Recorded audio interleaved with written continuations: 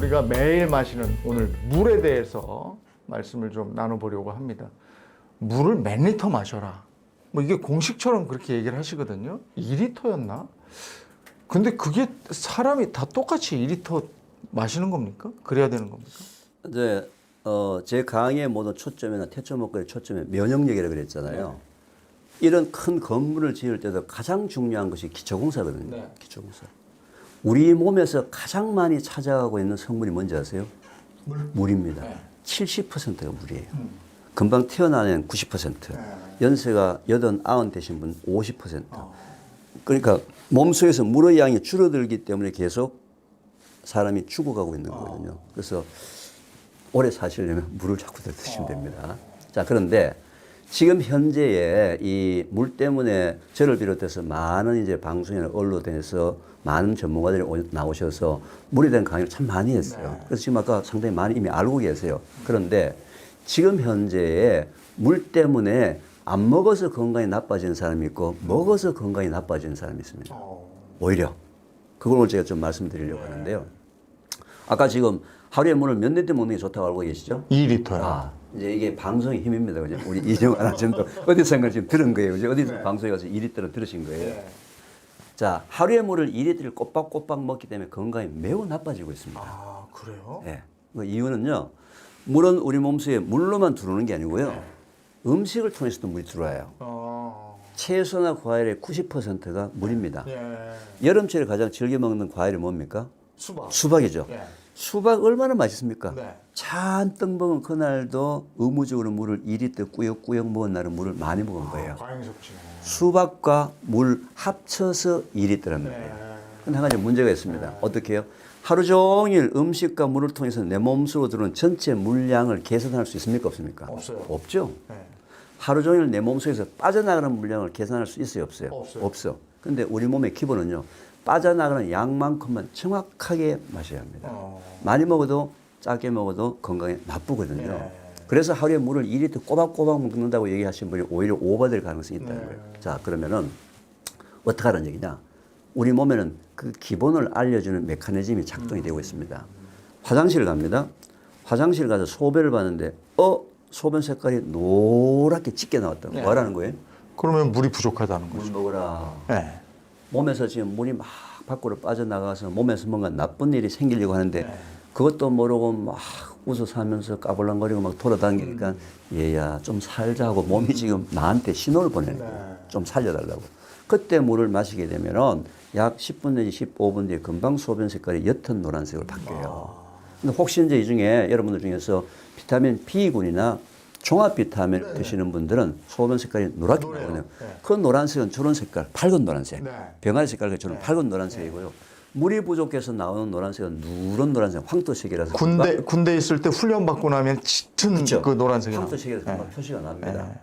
그래서 색깔이 짙으면 일단 물을 마셔서 옅은 노란색이 될 때까지 물을 마시면 되는 거예요. 바로 10분 내지 15분 뒤에 바로 신호가 오니까요. 그러면 물을 많이 먹으면 어떻게 되냐?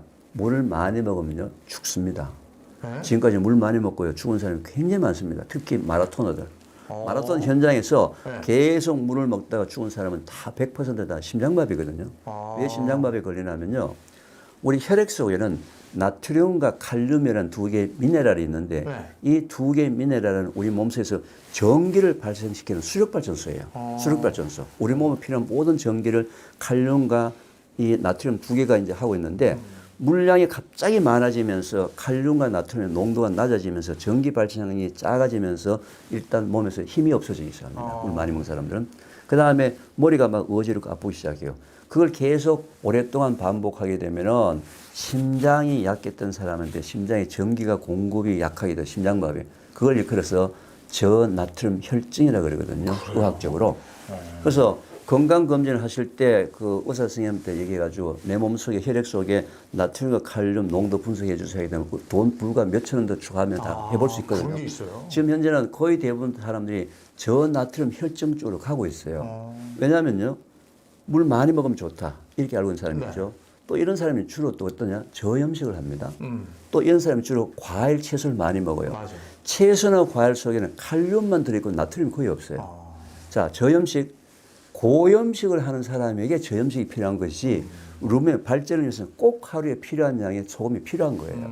그래서 세계보건기구에서는 하루에 필요한 소금의 양을 5g. 5g은 4숟가락 티스푼이죠. 티스푼으로 1숟가락 정도의 소금을 먹어줘야 되는 거예요. 근데 현대인의 특징 중에 하나가 이제 물 많이 먹고 그다음에 이 저염식에다가 채소 과일 많이 먹는 바람에 요즘 제가 주위에서도 저나트륨 혈증 증상을 지금 호소하고 감지되는 사람이 굉장히 숫자가 계속 늘어나고 있어요. 이런 사람들이 물을 먹어서 지금 건강이 나빠지는 거거든요. 그러면 내가 물을 많이 먹는 전에 어떻게 한다? 소변 색깔에서 노란색이 사라지고 투명한 색깔이 되게 되면은 물을 너무 많이 먹는 거예요. 그때는 물을 안 먹어야 됩니다.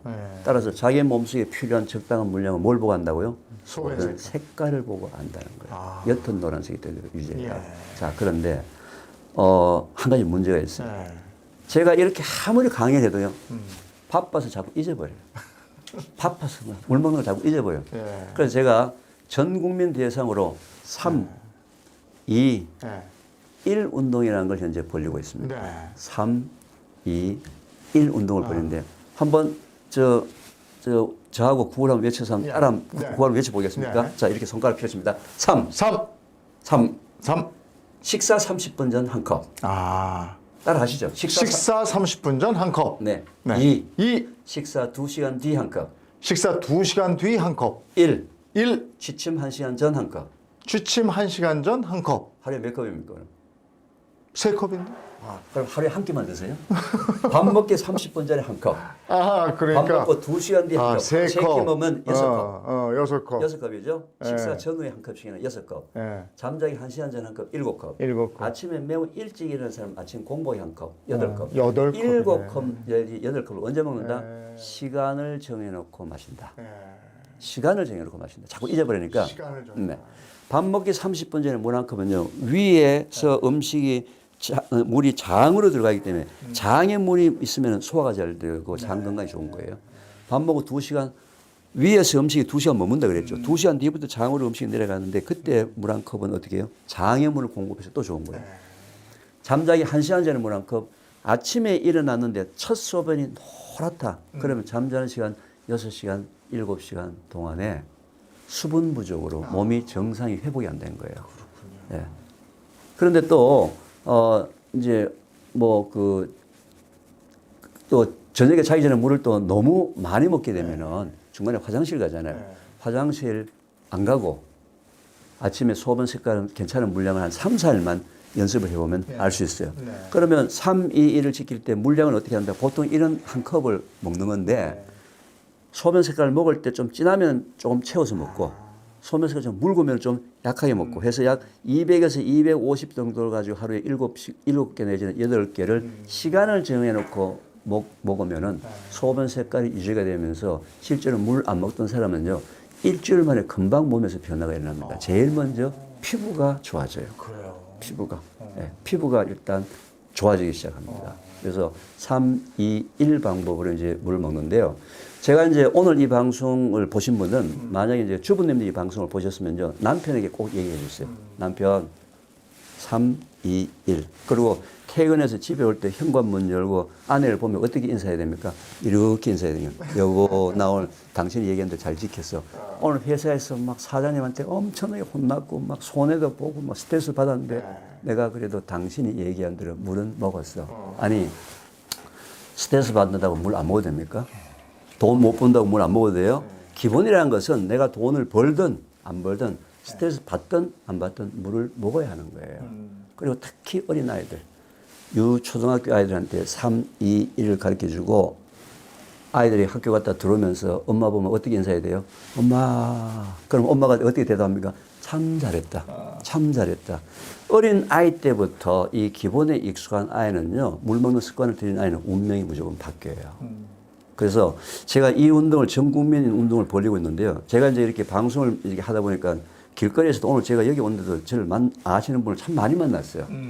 아, 교수님 강의 듣고 물 잘 먹고 있습니다. 이제는 이 제한테서 물 강의를 듣고 길거리에 저를 만나게 되면요. 그냥 인사하지 말고 손가락 흔들면서 3일 잘 지키고 있다는 거죠. 그러면 저는 참 잘합니다. 이렇게 대답하는데요. 요즘 길거리에서 이렇게 인사하는 사람이 참 많아졌어요. 너무 감사한 거 있죠. 근데 이제 모르는 사람들은 저희들이 뭐 수화를 하냐 뭐 이렇게 하는데 아닙니다. 전 국민 물 먹기 운동. 3, 2, 네. 1 방법을 한번 해보시면. 밥 먹기 전 30분 전에 물 한 잔. 네. 그 다음에 식사 2시간 2시간 후. 뒤에 물 한 잔. 예. 잠자기 1시간 전 한 한 잔. 잔. 그리고 네. 아침에 일찍 일어나시는 분은 공복에 한 잔. 그래서 도합 8잔. 7잔 내지 8잔. 예. 근데 요즘에 물에 그냥 물은 잘 드시기 힘들다고 레몬이나 라임 같은 거 섞어 드시는 분들이 있어요. 네. 그래도 어쨌든 드시면 되는 건가요? 네, 근데 이제 저한테요, 제가 이제 물 강의를 하고 나면요, 어떤 네. 분들이 제일 많이 묻는 분들이, 교수님, 저가 말이죠, 맥주를 보통 한 3,000cc를 먹는데 물을 또 먹어야 되냐.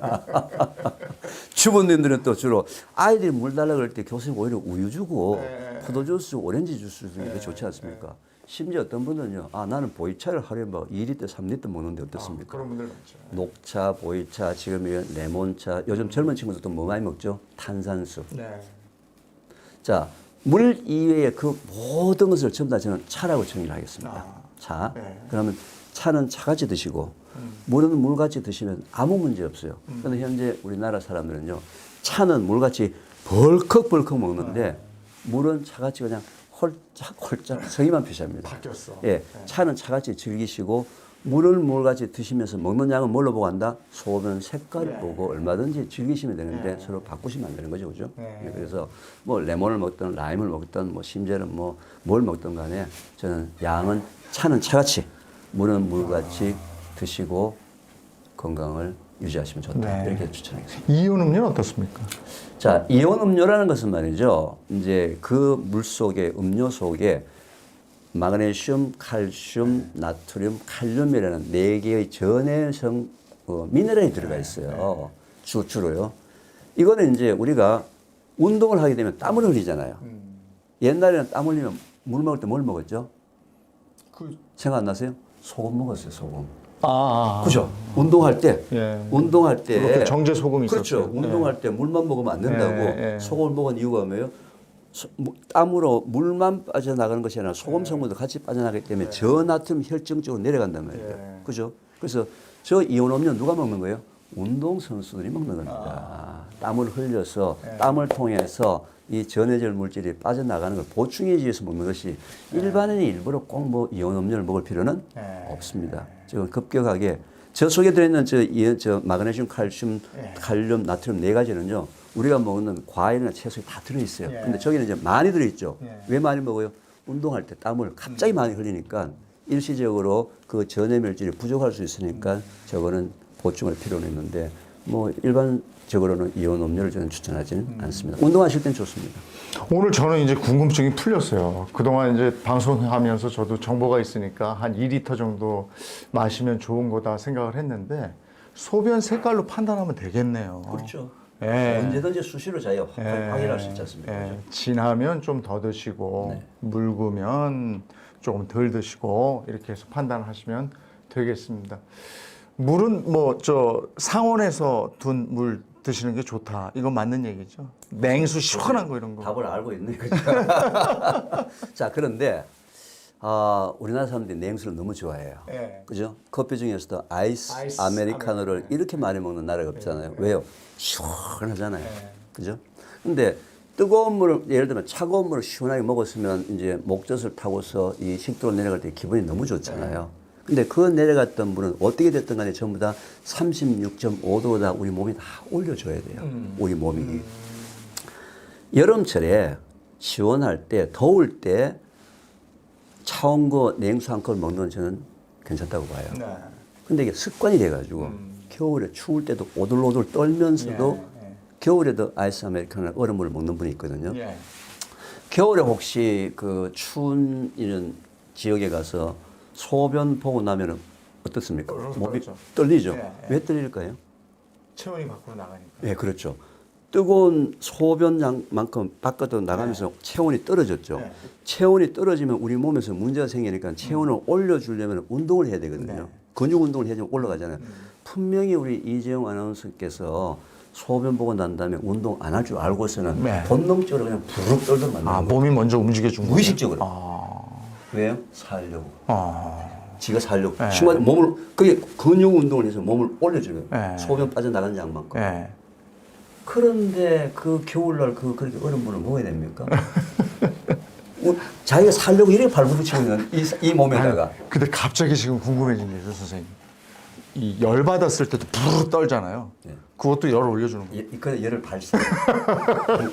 근데 열을 발산해야 될 거 아니에요, 뭔가. 그죠? 그래서 저는 뭐 냉수를 먹는 부분에 대해서는 네. 반대는 하지 않아요. 네. 어떤 경우에 몸이 뜨겁거나 온도가 높거나 했을 때는 냉수 한 컵 정도 문제가 없는데 이걸 습관화가 되어서 몸의 상태가 어떤지도 모르고 또 겨울에도 냉수를 먹는 건 좋지 않고요. 그래서 음료를 비롯해서 모든 그 몸속으로 들어오는 그 음식의 온도는 우리 몸의 온도 36.5도하고 비슷한 우리가 손을 대봤을 때 약간 미지근한 정도의 물도 좋다. 너무 뜨거운 물을 먹으면요. 여러분 아시지만 식도하면 다 뜨거운 물 때문에 걸리거든요. 식도하면요. 그래서 물은 적당한 온도로 좀 식혀서 드시는 것이 가장 좋다라고 말씀드리겠습니다. 알겠습니다. 오늘 건강한 먹거리 전도사 이계호 교수님 모시고 기본 지키는 식습관에 대해서 쭉 3번에 나눠서 알아봤습니다. 이 방송을 보시는 여러분들도 오늘부터 다 실천을 한번 해보셨으면 좋겠습니다. 교수님 마무리하면서 우리 셀프TV 시청자 여러분들께 건강에 관한 조언, 요건 꼭 해드려야 되겠다 하는 게 있으면 한 말씀 해주시죠. 보통 건강 이렇게 얘기하시면 말이죠. 많은 분이 특효약과 비법이 있는 줄 알아요. 네. 결론, 특효약과 비법은 없다. 뭐가 문제예요? 기본이 깨졌단 말이에요. 지금 아까 말씀드린 물 기본부터 오늘 제가 말씀드린 게 다 기본이거든요. 이런 기본이 말이죠. 엄청나게 깨져 있습니다. 태초 먹거리라는 프로그램은요. 기본을 회복하는 프로그램이라서 제가 오늘 얘기하지 못했던 이런 부분들을 거의 60가지, 70가지, 100가지 어마어마하게 많거든요. 네. 우리가 그렇게 많은 기본을 좀 회복해서 다음 세대, 우리 젊은 세대들한테 참 건강한 유산을 물려주자. 이게 우리 태초 먹거리 학교의 초점이고 제가 오늘 이 방송에서 나와서 꼭 여러분들한테 부탁하고 싶은 건데요. 제일 조심할 게 뭐냐면요.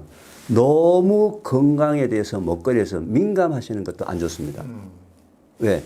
우리 몸을 믿으셔야 돼요. 우리 몸의 면역력이 말이죠. 오지간한 것들은 나쁜 게 들어오도록 다 이길 수 있어요. 근데 문제는 그게 장기간 과량이 문제라서 그렇기 때문에 여러분 몸을 믿으시고 장기간 과량을 피하시고 특효약과 비법은 없다. 기본에 충실하시기 바랍니다. 네.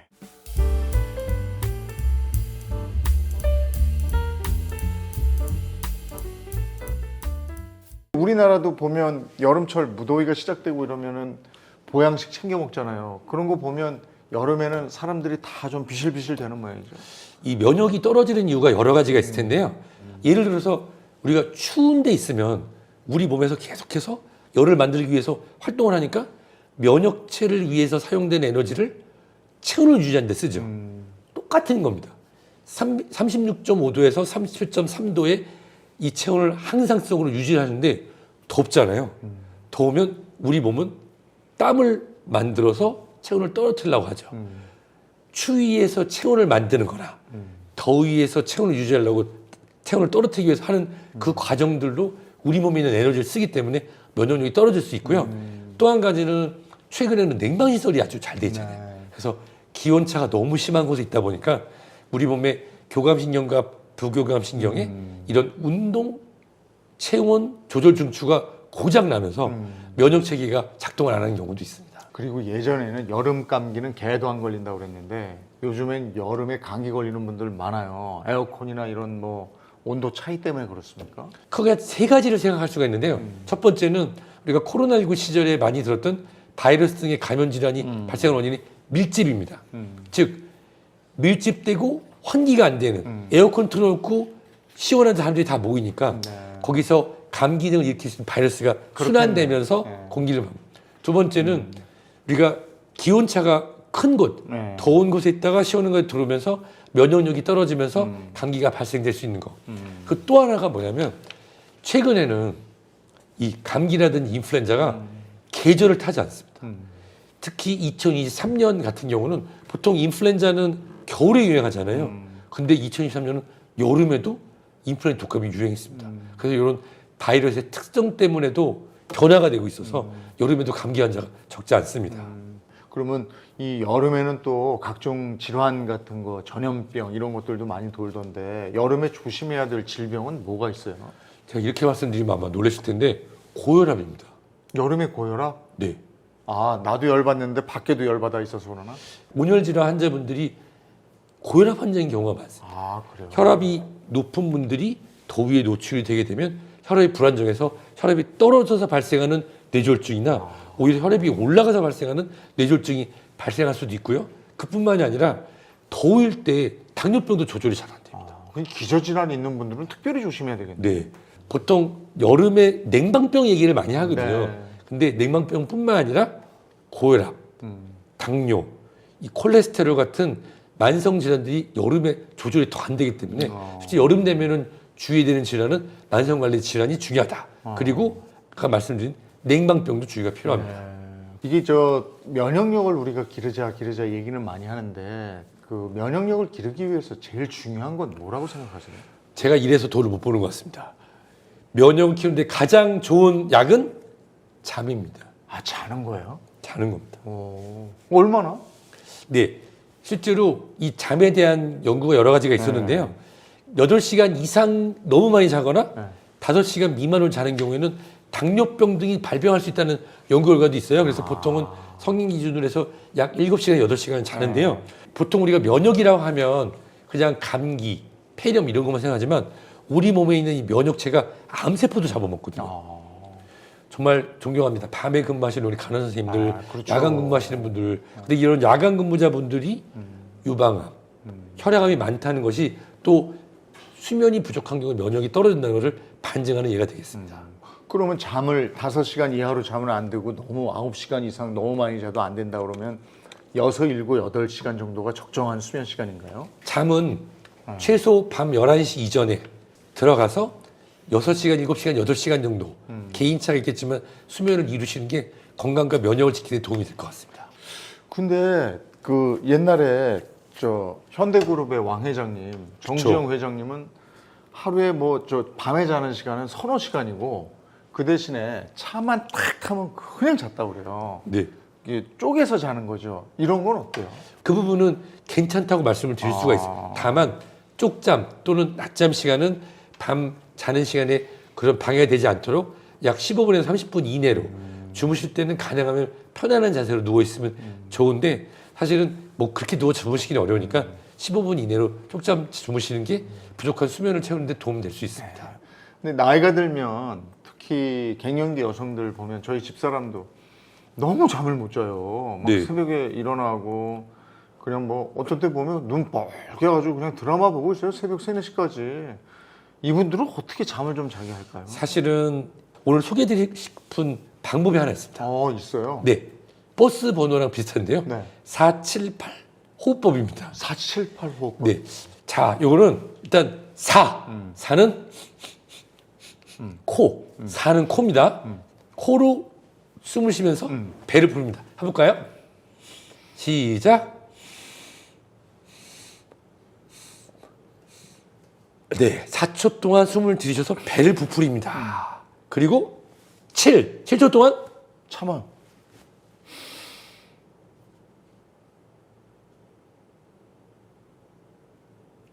그리고 8초 동안 입으로 내쉬는데 이게 중요합니다. 그냥 하는 게 아니라 마치 풍선 부는 것처럼 작게.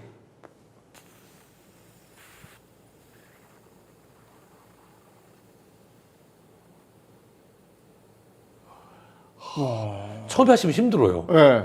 근데 이거 하면 뱃살도 빠지고 좋습니다. 그래요? 생각보다 근데 이것이 관련 뭐 과학적인 거를 다 설명드리기는 어려운데요.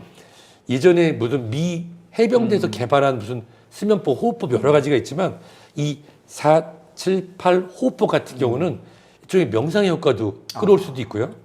자기 전에 우리가 심신이 스트레스 물질로 혼돈됐을 때 이 호흡을 통해서 우리 내 노폐물을 배출하는 그런 느낌도 가진 동물에 이거 하다 보면 코 근육이 강화가 됩니다. 그래요? 은근히 힘들어요. 이거 하다가 피곤해 자는 거죠.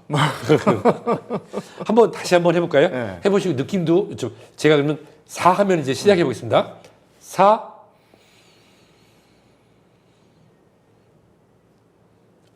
7,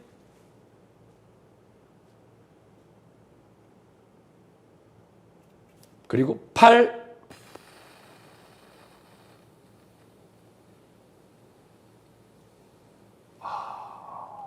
이게 마음이 좀 안정되는 역할을 네. 하는 거예요. 저 졸린데요.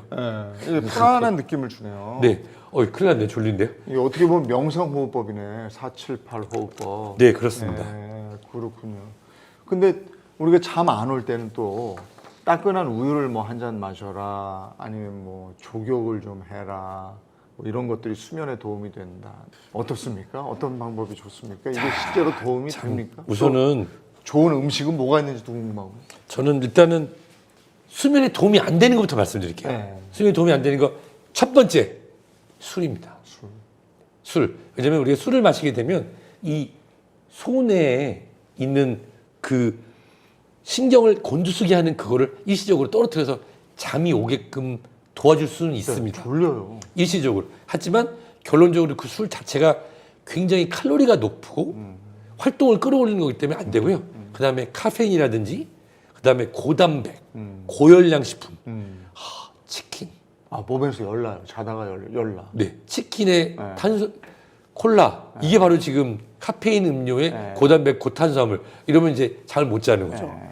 그래서 참 여름 밤에 제가 맥주랑 치킨을 제가 드시지 말라고 말씀드려서 맛있게 너무 맛있게 죄송한데 네. 기본적으로 주무시기 전 3시간 전에는 안 드시는 게 네. 이런 불면증이 있거나 수면장애인들 그렇다면 뭘 먹으면 좋냐? 네. 저는 1등이 이겁니다. 상추. 상추. 상추를 집에서 한번 키워보셨어요? 키워보시면 이걸 상추 이렇게 딱 떼가지고 쭉 하면 하얀색이 쭉 나와요. 이게 락토세린이라고 하는 그런 성분이에요. 이게 멜라토닌 분비도 유도하고 그래서 상추 많이 먹으면 졸린다. 네, 맞아요. 그래서 이 여름철에 상추가 좋잖아요. 심어 놓으면 집에서 한번 해보면 자라죠. 바로바로 자라가지고 물만 주면 쑥쑥 그거 따서 저녁 때쯤 씹어 드시면 저작 운동을 통해서도 잠이 오는 데 도움이 되고요. 또 바나나. 바나나에 있는 마그네슘 등이 또 우리가 이완을 통해서 수면을 도와주고 그리고 호두, 키위 이런 것들도 실제로 트립토판 등이 들어있어서 네. 도움이 된다. 특히 아까 우유 말씀하셨는데 네.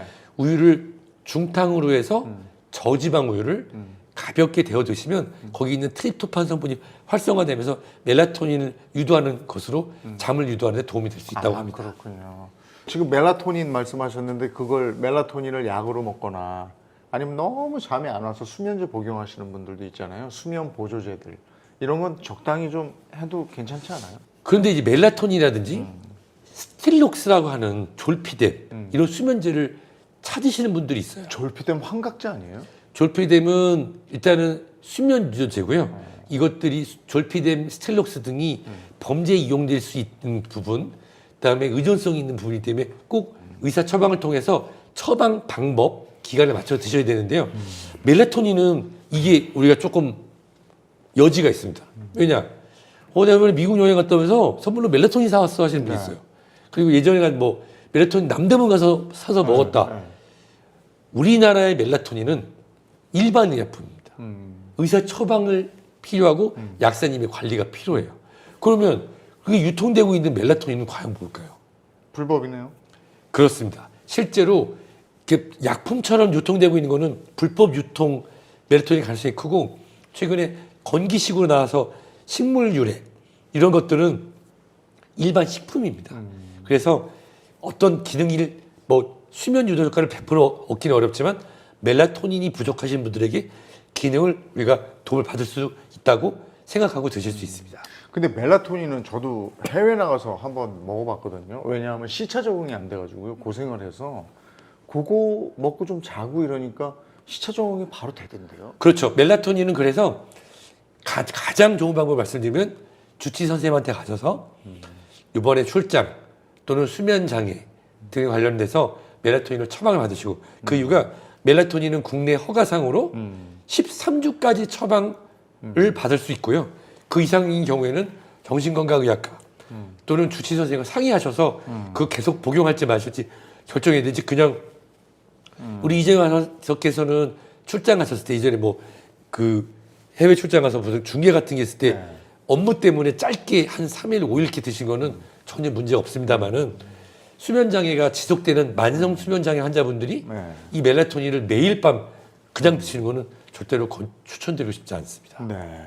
수면 아까 중요성도 말씀하셨고, 근데 이렇게 지금 우리도 뭐 물을 내놓고 마시면서 하고 있는데 이 또 몸에서 수분이 떨어지면 또 잠도 잘 못 자고 여러 가지 기능도 안 좋아지고 이런다면서요. 맞습니다. 좋은 말씀 해주셨던 게 여름철에 더울 때 불면의 원인 중에 하나가 바로 또 탈수증입니다.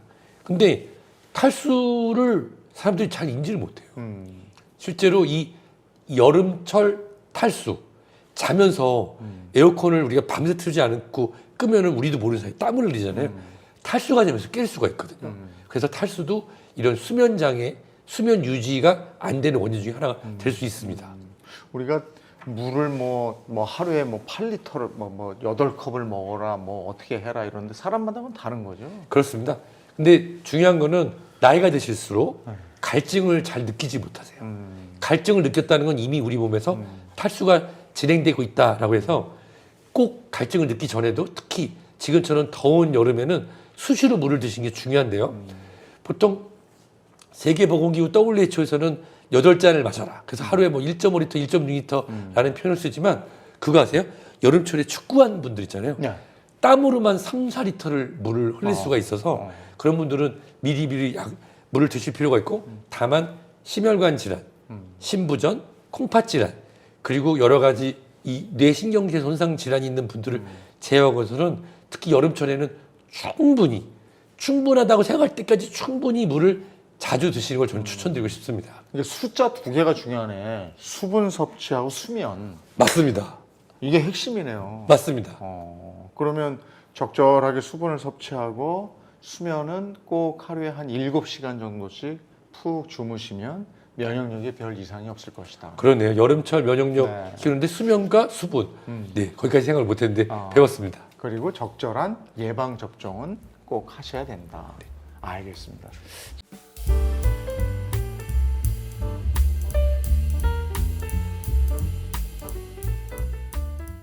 오늘 물의 전문가 최숙경 대표님을 만나서 이야기 나눠보도록 하겠습니다. 안녕하세요, 대표님. 안녕하세요. 반갑습니다. 네. 그 비타민 같은 경우에도 우리가 막 유기농이 있다 그러고 또 유산균 먹으면서 이게 뭐 균이 몇 억 마리까지 있냐 살펴보지만 막상 물은요. 물이 물이지? 그리고 저도 그냥 아무 생각 없이 마셔왔거든요. 근데 요즘은 물도 다 똑같지가 않은 세상이 됐어요.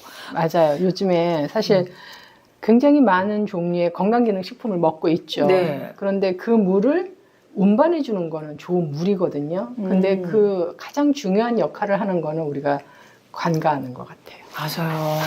이제 나이가 드니까 제일 또 무서운 건 순환이 안 되는 거거든요. 맞아요. 근데 이런 문제들을 다 물이 해결해 줄 수 그렇죠. 있다는 거죠. 건강기능식품의 역할도 있지만 물은 우리 몸에 굉장히 중요한 대사를 책임져요. 먼저 체온 조절도 해주지만 소화 흡수, 그 다음에 순환을 해줘요.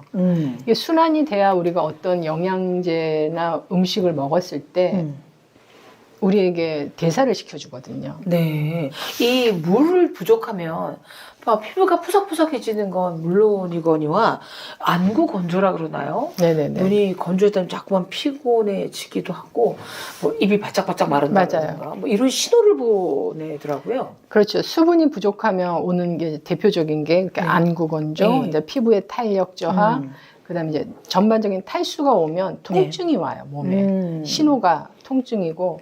근데 우리가 탈수가 오면 안 좋은 게 집중력 저하, 피로감, 통증 그것도 있지만 피가 끈적거려요. 맞아. 피가 끈적거리면 네. 순환이 안 돼서 이제 염증이 생기고 염증이 오래되면 암이 되는 거죠.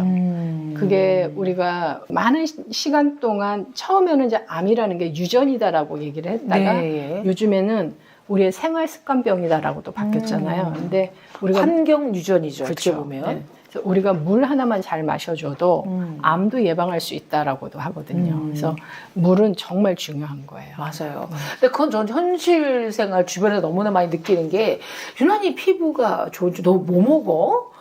뭐 콜라겐 먹어? 뭐 아니면 뭐 이거 레이저 했었더니 아니야 나는 물을 반드시 하루에 2리터는 마셔.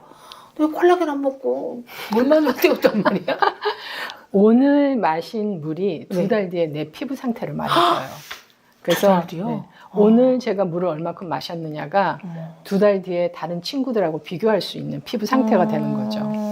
그래서 굉장히 많은 분들이 콜라겐도 드시고 항산화제를 드시잖아요. 네. 근데 그것을 얼마나 좋은 베이스가 되는 물과 마셔주느냐는 굉장히 중요하죠. 그 예전에 예. 그 동의보감에도 보면 네. 물의 종류만 해도 엄청 많은 종류가 나오거든요. 네. 그래서 물의 기능수 이런 게 그래서 우리가 물을 많이 먹어줄 때 항산화 제품이든 음식이든 흡수가 달라지면 장 점막의 상태가 달라지기 때문에 그런 거예요. 이게 수분이 부족해서 장 점막이 말라 있다면 원활한 흡수를 해줄 수가 없잖아요. 그렇겠죠. 그래서 장 건강 상태나 장이 곧 피부거든요. 그래서 다른 어떤 누군가를 봤을 때 피부가 촉촉하면 저는 뭐 레이저를 했나 화장품을 썼나 이게 아니라 저분의 장 상태는 좋구나 이렇게 봐요. 아, 그렇군요. 그래서- 근데 요새 하도 물에 뭘 넣으라는 게 많아요. 레몬 넣었어요. 유산균도 파우더 된 거 뭘 왜냐하면 넣으세요. 네. 레몬수나 또 비타민 나무의 액 같은 거 이런 걸 같이 넣어 드실 때는 좋은 물과 같이 배합을 하면 훨씬 흡수율에 도움이 돼요. 그래서 오. 내가 어떤 제품을 선택했을 때 어떤 물과 마실 거냐도 고려해야 될 점 중에 하나예요. 맞아요. 이런 것들을 마실 때 가장 흡수가 좋아서 체내 전달이 빠른 거 이런 거일 때 내가 비싼 돈을 주고 어떤 걸 선택했을 때 도움받지 않을까 싶은 거죠. 근데 이제 흡수도 도와준다고 하는데요.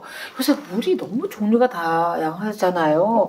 뭐 빙하수, 심층수, 수소수, 산소수. 근데 이런 걸 어떻게 구분할 수 있어요? 빙하수, 심층수, 알칼리수, 산소수 다 많지만 과연 그 기능성에 제대로 된 성분이 배합이 되어 있는가는 모르겠어요. 이름은 그렇게 많이 나누는데 네. 저는 이제 정말 중요한 건 실제로 그 성분이 나에게 필요한가 또 이게 내 몸에 더해졌을 때 나에게 시너지 효과가 날 것인가가 중요할 것 같아요. 그래서 가장 좋은 물은 깨끗하고 산소 용적률이 높고 네. 적정한 미네랄 밸런스가 맞고 또 물의 분자 결합 크기가 작아서 빠른 흡수율을 줘서 우리가 먹었을 때 목 넘김이 편하고 이런 물을 선택해야 꾸준히 편하게 먹을지 않을까 하는 생각이에요. 즉 기능성이잖아요. 그러면 네. 피곤할 때라든지 뭐 또 더부룩할 때든지 성분에 따라 좀 달라 이렇게 마셔야 되나요? 물은 꼭 어떤 기능수여서가 아니라 어떤 물이든지 음. 깨끗한 물은 마시면 다 도움이 돼요. 다 도움이 되는데 이제 나트륨과 칼륨, 마그네슘과 칼슘의 밸런스가 맞으면 흡수율이 훨씬 좋고 서로 상호 보완적이죠. 그래서 마그네슘 베이스로 좀 높은 물을 먹으면 근육이 떨림이라든가 피곤하거나 흥분했을 때 좀 더 편안해지고 또 이렇게 이제 클러스터가 작은 물들은 네. 흡수율이 도움이 되니까 나이가 들수록 물을 많이 못 마셔요. 그래서 걸려서. 맞아요. 캑캑거리게 되더라고요. 맞아요. 벅차요. 네. 이 원샷이 안 됩니다. 네. 그런데 이렇게 결합 크기가 작은 물들은 500ml를 그 자리에서 쉽게 마실 수 있단 말이에요. 매끄럽게. 네. 그랬을 때 더 빠르게 전달할 수 있고 이런 것에 도움을 받는 것이 또 하나의 기능이라고 할 수 있는 거죠. 네. 근데 미네랄이 너무 많아도 몸에 안 좋다는 그렇죠. 이야기를 들었거든요. 뭐든지 과유불급인 것 같아요. 맞아요. 적정한 수준의 미네랄이고 마그네슘, 칼륨, 칼슘, 나트륨 이 4대 미네랄과 아주 미량의 원소 몇 가지가 가장 오랫동안 먹어왔어요. 그래서 사람들이 여태까지 먹어와서 부작용이 없고 안전한 물이 좋은 물이 아닐까 싶어요. 그렇죠. 네. 물도 클래식. 네. 체형이나 뭐 다 차이가 그렇죠. 있겠지만 가장 이상적으로 이 정도는 마셔줘야 된다는 기준은 최소량을 말씀드리면 네. 내 키로수 곱하기 30ml예요. 몸무게 곱하기 30ml. 제가 이제 50kg니까 네. 1.5는 마셔줘야 생명을 유지할 수 있어요. 하루에요? 아니면 하루에 하루. 1.5리터. 아, 네. 근데 70kg의 분은 최소 2.1리터는 마셔야 생명을 유지할 수 있는 거예요. 이게 건강을. 몇 밀리죠? 이게 500ml. 500ml. 네. 그러면 이거 한 3병은 세 하루에 병은, 네. 마셔주는 거. 근데 네. 이건 3병은 쉽죠. 이렇게 생각되죠. 네. 그런데 네. 그게 쉽지 않아요. 측정해야 되면 안 돼요. 안 돼요. 네. 보통은 대부분 다 요즘에 집중해서 일하다 보면 잊어버려요. 물 마시는 것을. 네네. 또 앱으로 깔아놓는다고 해도 잘 되지도 않고. 그러니까 저는 이제 다른 분들에게 조언해 줄 때는 작업을 마치고 일어날 때 네. 무조건 자리에서 일어날 때 한 잔 꼭 해라. 아, 이동할 때마다 네. 환경이 바뀔 때마다 그거를 습관적으로 가지고 있으면 이게 몸에 배어서 그렇게 부담스럽지 않은 나의 좋은 습관이 돼요. 그래서 예. 가장 안전하고 저렴한 비용으로 건강을 지킬 수 있는 게 물이에요. 그래서 여러분이 꼭 물 드시는 습관을 키우면 2년 뒤, 10년 뒤에 다른 분들하고의 건강의 차이가 많아져요. 네. 우리가 15일 식사를 안 해도 살아요. 네. 근데 3일 물을 안 먹으면. 맞아요. 네. 그래서 그렇게 생각해 보면 물이 정말 우리의 생명의 원천이구나. 생명을 유지해주는 가장 그렇죠. 중요한 첫 번째구나라고 알 수 있어요. 그렇죠.